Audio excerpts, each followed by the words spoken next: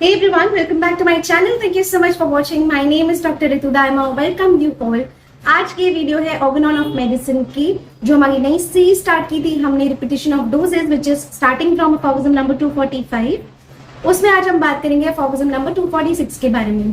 तो ये एक न्यू सीरीज है, न्यू कॉन्सेप्ट है, इंटायरली न्यू कॉन्सेप्ट है, जिसमें हमने एक फॉर्गजम कर लिया था विच वॉज फॉर्गजम नंबर 245, और आज हम इस वीडियो में बात करेंगे फॉर्गजम नंबर 246 के बारे में। लास्ट जो फॉर्गजम है उसका लिंक आपको डिस्क्रिप्शन में मिल जाएगा, please do watch that video, क्योंकि हर कोई फॉर्गजम जैसे जैसे हम आगे बढ़ते जा रहे हैं पीछे से वो थोड़ा बहुत लिंक्ड है। ऑल्दो मैं समराइज कर देती हूँ पिछला वाला फॉर्गजम, उसमें हमने क्या पढ़ा, बट स्टिल आप डिटेल उसका देख लेंगे तो बहुत अच्छे से समझ आ जाएगा। It will be very very helpful for you, so please don't forget to like, share and subscribe the channel. और ये जो फॉर्गजम है ये काफी बड़ा फॉर्गजम है, इसको हम थोड़े पार्ट्स में करेंगे। So I put part 1, part 2 of the same aphorism in front of that video only. तो वीडियो के सामने पार्ट 1, पार्ट 2 ऐसा मेंशन होगा। आई रियली होप आपको ये फॉर्गजम्स अच्छे लग रहे हैं, समझ आ रहे हैं, और ऑर्गेनॉन ऑफ मेडिसिन सब्जेक्ट आपके लिए इजी होता जा रहा है। So without further ado let's get dig into this aphorism which is a aphorism number 246। Now 246 aphorism जो है वो पूरा 5th एडिशन में लिखा गया था, फिर एंटायरली उसको चेंज करके 6th एडिशन में लिखा गया और उसको पूरा चेंज किया गया, और हम इसको री रिटन जो 6th एडिशन में री रिटन था, हम उस पोर्शन को करने वाले हैं जो 5th एडिशन में पहले लिखा गया था, वो हम नहीं कर रहे हैं। हम इसलिए 6th एडिशन का कर रहे हैं क्योंकि 5th एडिशन वाला फॉर्गजम अगर हम करेंगे तो थोड़ा सा कंफ्यूज हो सकते हैं हम कॉन्सेप्ट को लेकर, और क्योंकि हमें कॉन्सेप्ट की क्लैरिटी चाहिए तो इसलिए हम 246 का री रिटन 6th एडिशन वाला फॉर्गजम कर रहे हैं। अगर आपको 5th एडिशन वाला भी पढ़ना है, समझना है, उसमें कोई डिफिकल्टी है तो प्लीज डू कमेंट में below, I make separate video 5th edition वाला 246 aphorism. Now 246 aphorism which is in 6th edition is like every perceptibly progressive and strikingly increasing amelioration during treatment is a condition. हर एक perceptibly progressive और strikingly increasing amelioration, आप जब एक amelioration देख रहे हैं, जैसे जैसे किसी की बेहतरी, amelioration मतलब होता है बेटर होना, जैसे जैसे वो इंक्रीज हो रहा है, जैसे जैसे आप प्रोग्रेसिवली एक चेंज देख रहे हैं पेशेंट के अंदर और परसेप्टेबल है, मतलब नजर आ रहा है ट्रीटमेंट के दौरान, ये एक ऐसी कंडीशन है which as long as it last, जब तक वो लास्ट करती है, completely precludes every repetition of the administration of any medicine whatsoever. वो क्या करती है, कंप्लीटली इनकार कर देती है, मना कर देती है किसी भी मेडिसिन का, व्हाटसोएवर मेडिसिन हो, उसका रिपीटिशन करने के लिए।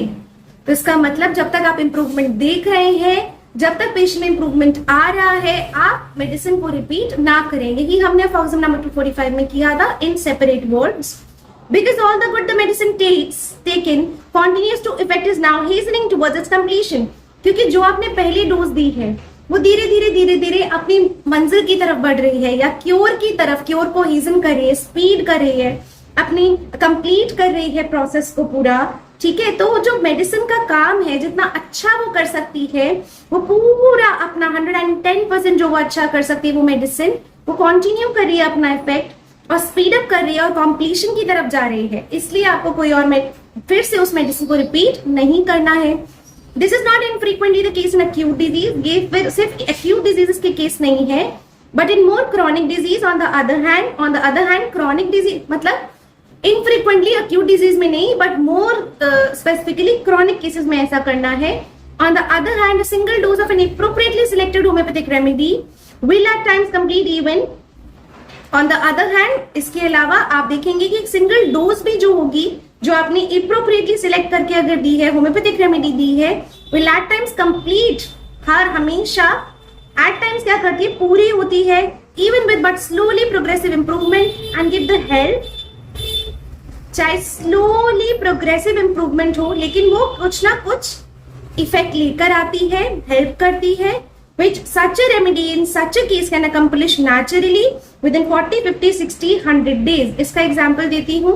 जब आप केंट रिपोर्टरी खोलते हैं या बोरी के देखते हैं, आप पीछे एक चार्ट मेंशन है जहां पर टाइम ऑफ एक्शन मेंशन होता है कि पूरा एक चार्ट है जिसमें antidotes, complementary, follow up, inimical and last में ड्यूरेशन दिया हुआ है। तो हर एक मेडिसिन के सामने एक टाइम है, लगभग कोई 40 डेज मेंशन है, किसी में 1 डे मेंशन है, किसी में 10 डेज मेंशन है, किसी में 60 डेज मेंशन है।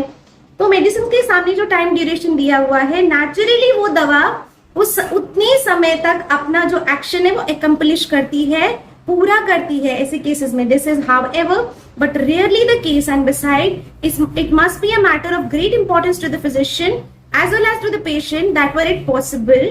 तो ये बहुत ही बड़ा कंसर्न है, सिर्फ फिजिशियन के लिए नहीं, पेशेंट के लिए भी बहुत मैटर करता है। This period should be diminish to 1/2। ये जो पीरियड है, जो 40 डेज का, 50 डेज का, 60 डेज का, 100 डेज का है, जो मेडिसिन कर रही है, इसको क्या करना है, डिमिनिश करना है to half, 1/4 and even still less, so that a much more rapid cure might be obtain. तो ये 40 डेज का आपका क्या टारगेट होना चाहिए? 40 डेज का पूरा एक्शन दवा करती है कंप्लीट, वो 20 डेज में, 10 डेज में, जितना कम हो सके वो पीरियड, उतनी ही जल्दी वो दवा अपना काम करे। और वो कैसे करेगी? जब आप दवा को फ्रीक्वेंटली रिपीट नहीं करेंगे। अगर आप दवा को फ्रीक्वेंटली रिपीट करते हैं, पुरानी वाली डोज जो है वो क्या करती है, वो अपना पूरा एक्शन नहीं कर पाती। तो उसका पूरा एक्शन अच्छे से हो जाए और वो कंप्लीशन की तरफ हेजन है, स्पीड अप है, तो वो जो है आप अगर बार बार रिपीटेशन करेंगे तो डेफिनेटली केस खराब होगा, वो बात अलग है। बट ये जो टाइम ऑफ एक्शन है, इसको आप और कम मतलब जल्दी जल्दी पेशेंट को क्योर की तरफ ले जा नहीं पाएंगे। तो ये जो पीरियड है, जो टाइम ऑफ एक्शन है मेडिसिन को, उसको आपको कम लेकर आना होता है। And this may be very happily affected as reason and often repeated observations have taught me under the following conditions. और ये बहुत हैप्पीली अफेक्ट करते हैं, रीसेंट एंड ऑफ्टन बार बार ऑब्जर्व किया है, उन्होंने ऑब्जर्व किया है और ऑब्जर्वेशन से उनको क्या सिखा है डॉक्टर हैनमैन को, अंडर द फॉलोइंग कंडीशंस। जैसे firstly, if the medicine selected with the utmost care was perfectly homoeopathic, अगर मेडिसिन आपने बहुत ध्यान से सिलेक्ट की है, वो परफेक्टली होम्योपैथिक है। Secondly, if it is highly potentized, अगर हाईली पोटेंटाइज दी है, आपने वाटर में डिसॉल्व की है, प्रॉपर स्मॉल डोज है, that experience has taught as the most suitable in definite interval for the quickest accomplishment of cure but with the precaution. तो doctor Hahnemann कह रहे हैं अगर ये दो चीजें आपने की है, प्रॉपर स्मॉल डोज में है, तो वो एक्सपीरियंस ये सिखाता है कि सबसे ज्यादा सूटेबल है वो अगर डेफिनिट इंटरवल्स में दी जा रही है, क्विकेस्ट अकम्प्लिशमेंट होता है क्योर का, but with the precaution. Precaution क्या है? That the degree of every dose deviates somewhat from the preceding and following in order. तो जो डिग्री है हर एक डोज का, जो चेंज लेकर आ रही है, वो डिविएट हो जाता है प्रीसीडिंग पहली वाली से, और जो फॉलो अप करेगी डोज उससे, तो वो जो डिग्री है वो चेंज हो जाती है। That the degree of every dose deviate somewhat from the preceding and the following in order। किस तरीके से ये deviate करता है degree? That the vital principle which is to be altered to a similar medicinal disease may not be aroused to untoward reaction and revolt as it always the case with unmodified and especially rapidly repeated doses। बहुत important line है, ध्यान से करेंगे। Vital principal जो है हमारा, वो which is to be alter, जिसको ऑल्टर करना है, जो ऑल्टर होता है to a similar medicinal disease, similar medicinal disease डाला, वाइटल प्रिंसिपल ऑल्टर होगा।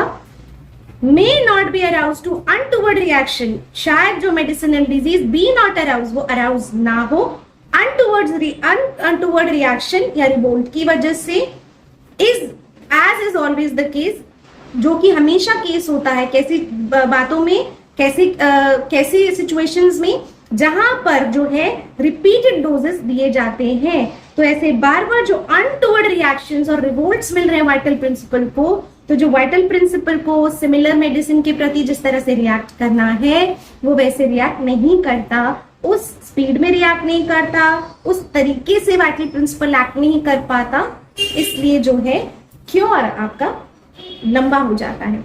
इसको और थोड़ा डिटेल करेंगे, जो कि है आगे फुटनोट। फुटनोट बहुत बड़ा है, उसको भी हम पैराग्राफ बाय पैराग्राफ करेंगे। आई रियली होप आपको ये वीडियो अच्छी लगी है। अगर पसंद आई तो प्लीज डू कमेंट, और अगर 5th एडिशन वाला 246 अफॉर्म करना है तो please do comment, like, share and subscribe. Shower your blessings like this and do watch the shorts also. Thank you so much.